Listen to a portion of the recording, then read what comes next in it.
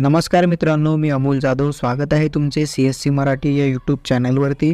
मित्रांनो, जर RTE प्रवेश घेताना तुम्हाला जर काही अडचणी येत असतील तर तुम्हाला हेल्पलाईन नंबर इथे देण्यात आलेला आहे. तो कुठे आहे, आपल्याला कुठे भेटणार ते देखील आपण या व्हिडिओमध्ये पाहणार आहे.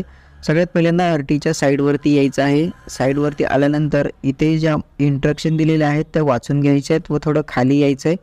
खाली आल्यानंतर आपल्याला इथे हेल्प सेंटर हे एक ऑप्शन दिसेल, यावरती क्लिक करून घ्यायचं आहे.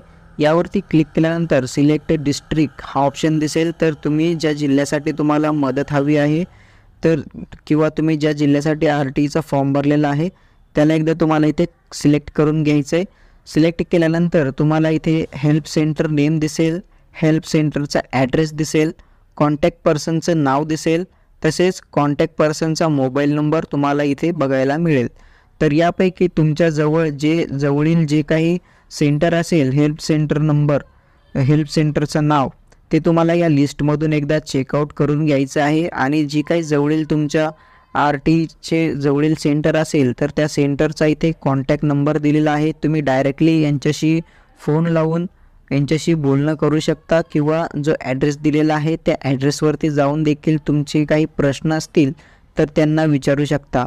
अशाच महत्त्वपूर्ण माहितीसाठी आपल्या CSC मराठी चॅनलला सबस्क्राईब करून नोटिफिकेशन बेल ऑन करून ठेवा. जय हिंद, जय महाराष्ट्र.